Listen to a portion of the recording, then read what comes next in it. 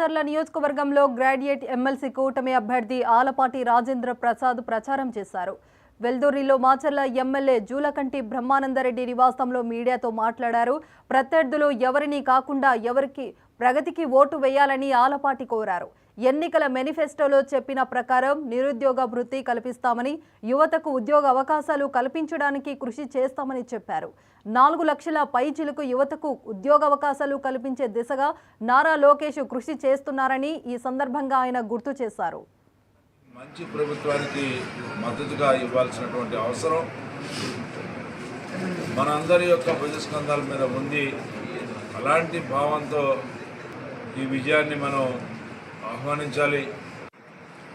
అభ్యర్థి గత శాసనసభలో అమరావతి రాజధానిని విచ్ఛిన్నం చేయడానికి బిల్లు ప్రవేశపెట్టి తీర్మానం చేసి శాసన మండలికి పంపించిన తరుణంలో ఆ బిల్లుని అడ్డుకునే ప్రయత్నం మన నాయకత్వం శాసన మండలిలో చేస్తూ ఉన్నప్పుడు ఈ రోజున పోటీ చేసే పీడీఎఫ్ అభ్యర్థి ఆ రోజున కూడా శాసన మండలిలో సభ్యుడిగా ఉన్నాడు. నేను ఒక అభ్యర్థిగా మీ ముందుకు వచ్చి మీ ఆశీస్సులు, సహాయం, సహకారం అడగటం అనేది ఒక అంశం అయితే, ఒక అడుగు ముందుకు వేసి మరలా మీ అందరూ కూడా ఆలోచించాల్సింది, మనం అనుకున్నవన్నీ కూడా సాధించాలి అంటే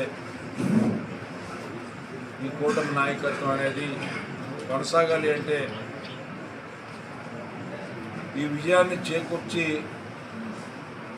ఒక సంకేతాన్ని, సందేశాన్ని మంచి ప్రభుత్వానికి మద్దతుగా ఇవ్వాల్సినటువంటి అవసరం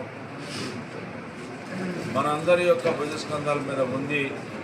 అలాంటి భావంతో ఈ విజయాన్ని మనం ఆహ్వానించాలి.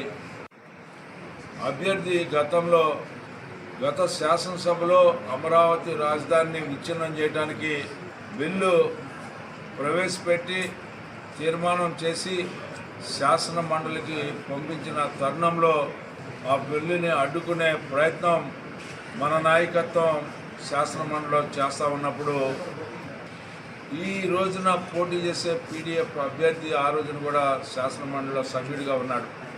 నేను ఒక అభ్యర్థిగా మీ ఇంజనీరింగ్ పట్టభద్రులై ఉద్యోగాలు చేస్తూ కుటుంబాలకి, ప్రాంతాలకి బాధ్యతగా నిలుస్తున్నారు అంటే ఆ రోజు చంద్రబాబు నాయుడు గారు రాజేంద్ర ప్రసాద్ గారికి ఉన్న బాధ్యతను అప్పచెప్పడం, వారు నిర్వహించడం, అది అలాగే చంద్రబాబు నాయుడు గారి దూరదృష్టికి ఈరోజు తెలుగు రాష్ట్రాలు, ముఖ్యంగా ఆ రోజు ఉమ్మడి రాష్ట్రం కాబట్టి